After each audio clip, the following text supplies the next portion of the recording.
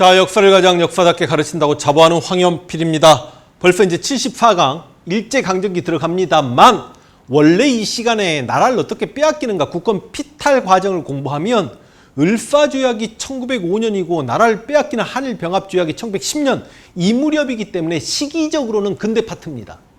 근데 그렇지 않아도 근현대사에서 근대 파트가 공부량이 가장 많은 파트라고 했기 때문에 저는 보통 이 국권 피탈 과정을 일제강점기 첫머리에 집어넣습니다. 그래서 나라가 어떻게 빼앗겼는가를 공부하면서 일제강점기를 공부하게 되면 일본에 대한 분노가 더 생기기도 하고 그렇거든요. 그래서 오늘 나라 빼앗긴 이야기인데 일단 여러 조약들에 대해서 여러분들이 선후관계를 꼭 잡아야만 하기 때문에 한번 그 이야기를 한번 해볼 수 있도록 하겠습니다. 대신 이제 비하인드 스토리 이런 걸 다 생략합니다. 너일전쟁이 1904년에 발발합니다. 원래 이제 러시아와 일본은 사이가 좋지 않았죠. 특히 일본이 청나라와 전쟁에서 시모노세키 조약으로 요동반도를 할양받았을 때 러시아가 쌍 하면서 프랑스, 독일 끌어들여서 삼국 간섭했던 거 기억나시죠? 그래서 러시아가 차지하고 있는 리순을 일본이 선제 공격하는데 실은 일본 뒤에는 영국도 있었고 미국도 있었습니다. 그리고 간혹 가다가 나올 수 있겠습니다만 그 용암포라고 해가지고요.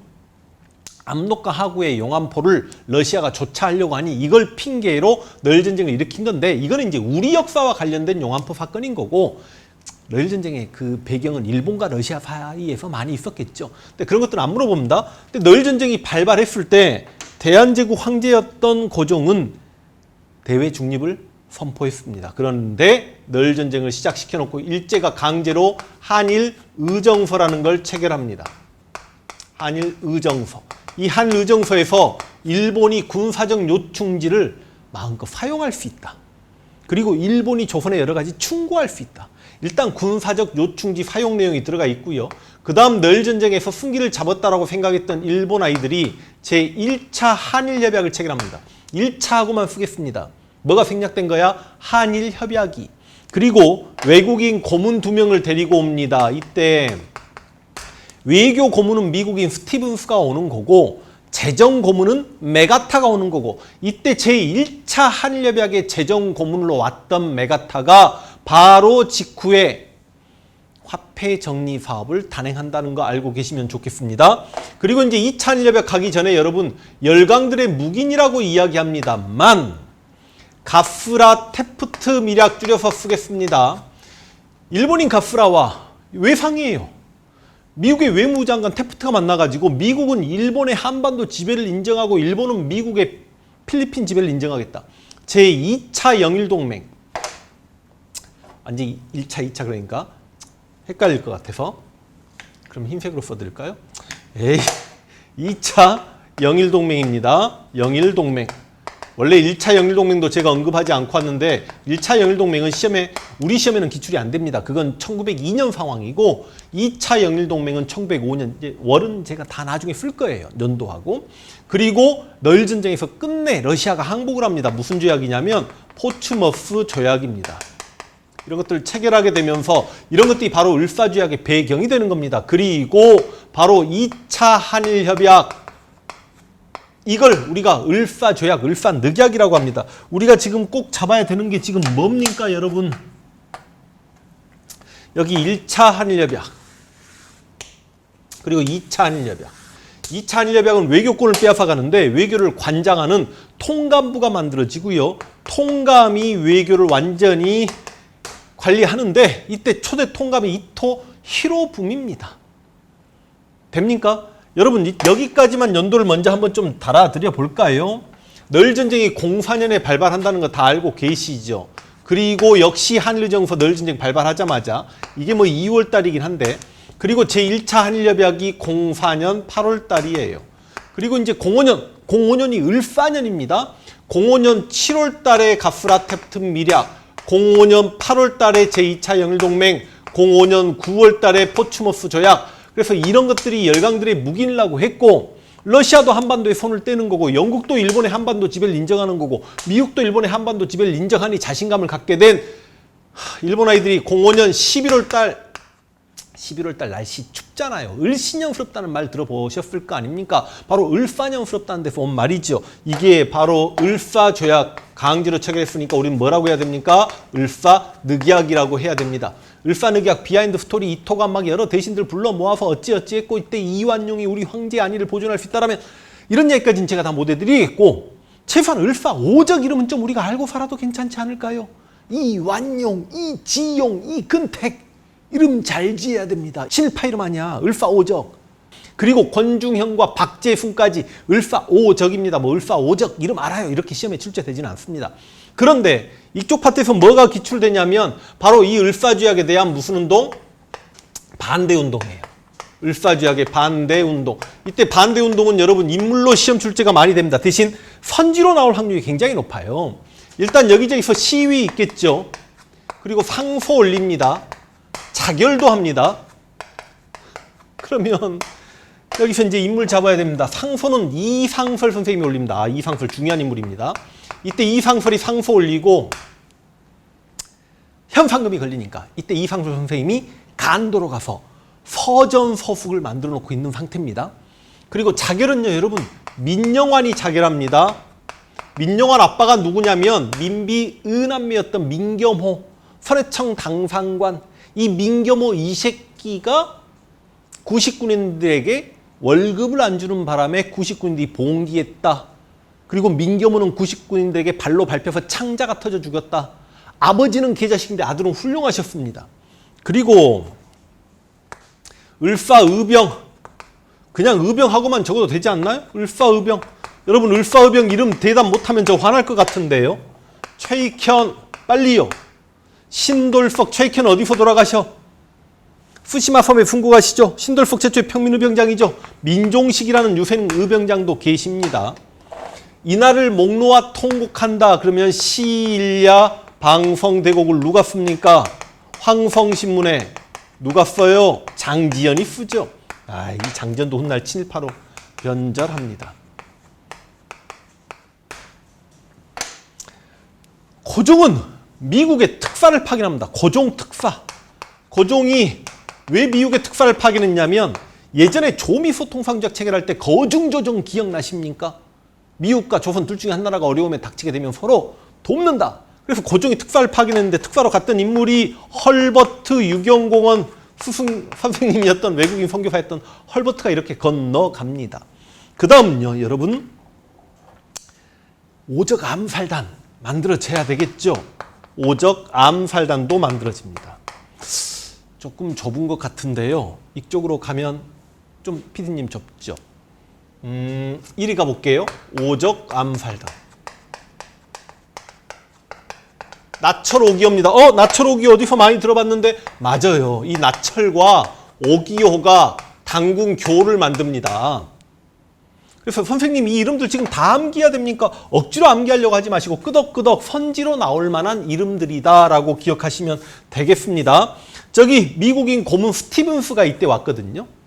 재정고문 메가타도 있었고 이 스티븐스를 죽입니다. 스티븐스 암살 공부량이 많죠. 그러니까 억지로 막 공부하려고 하지 마시고 그냥 들으세요.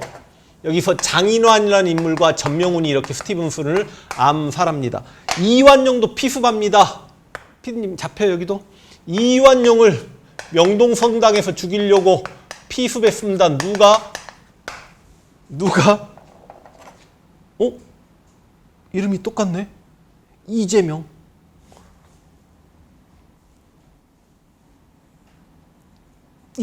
지금 이재명하고 생각해보니까 저도 지금 처음 연결시켰습니다. 이재명. 야, 칼로 민족의 역적 이완용은 내 칼을 받으라고 막 칼로 찔렀는데 젠장 전치 2주 나왔습니다. 여러분 그래서 이거 어떻게 여러분 다 암기 가능하실 것 같습니까? 그래서 이 인물들은 분명히 선지로 나온다는 말씀을 드리겠고 그럼 제가 한번 공부된 내용들이고 장전의 시일야 방성대공은 다 알 거고 한번 지워볼게요. 공부 방금 했습니다. 어렵게 생각하지 마시고 그냥 이런 일들이 있었구나. 지금 제 입장에서는 강의 시간을 줄여야만 하기 때문에. 그런데 연도까지 알아야 되는 게 진짜 있습니다. 여러분 그게 바로 헤이그 특사입니다.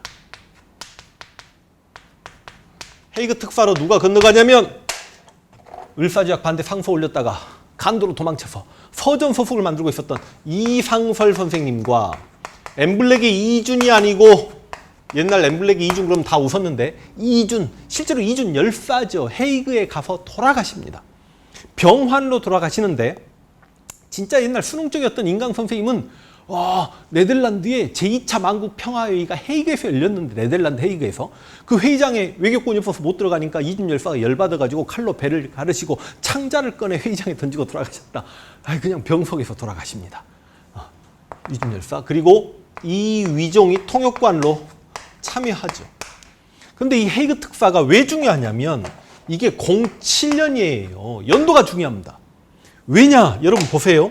외교권이 없는데 왜 함부로 특사를 파견해? 이것 때문에 강제로 고종을 퇴위시킵니다. 이게 상당히 시험에 많이 기출이 됩니다. 그리고 이제 여기 필기하겠습니다만 한일 신협약을 체결합니다. 고종을 퇴위하고 한일 신협약을 체결하는데 신협약을 다른 말로 정미조약이라고 합니다. 여기에 어떤 내용이 들어가 있냐면 군대가 해산되는 내용이 들어가 있습니다. 그러니까 군대가 해산돼요. 그래서 헤이그 특사 보낸 것 때문에 고종을 퇴위했고 한일 신협약을 체결했는데 다 07년이야. 군대가 해산당했어. 그러다 보니까 해상 군인이 의병활동을 일으켜버린 겁니다. 원래 을사의병에 해상 군인이 합류해서 그게 무슨 의병이에요? 정미의병이에요. 여러분 정미의병 공부했죠? 13도 창의군. 서울 진공작전. 여러분 다 이게 1907년입니다. 그래서 헤이그 특사, 고종 퇴위, 군대 해산, 정미의병 이것 좀 잡으십시오. 그 다음 하나만 더. 와 여기서 제가 일반적인 강의 같으면 안중근 이야기만 한 30분 해야죠. 이토 히로부미. 이토 초대 통갑입니다. 이토 히로부미를 암살합니다. 어디에서요? 하얼빈에서. 누가? 안중근이. 실은 안중근이 이토를 암살하는 연도를 많이 물어봅니다. 진짜.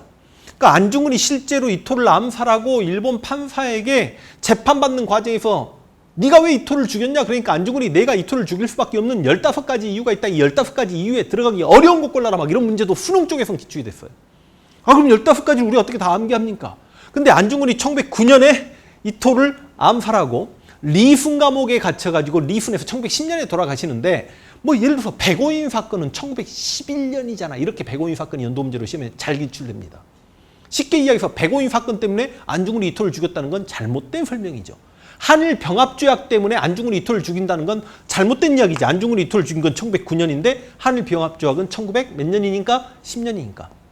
그래서 을사조약의 반대운동 아까 그 많은 것들은 여러분들 한번 들어보시라고 제가 필기해드린 거고 진짜 꼭 잡아야 되는 건 이 두 가지입니다. 안중근이 이토를 암살했다. 1909년에. 그리고 헤이그 특사 이상설, 이준, 이종 이렇게 건너갔다.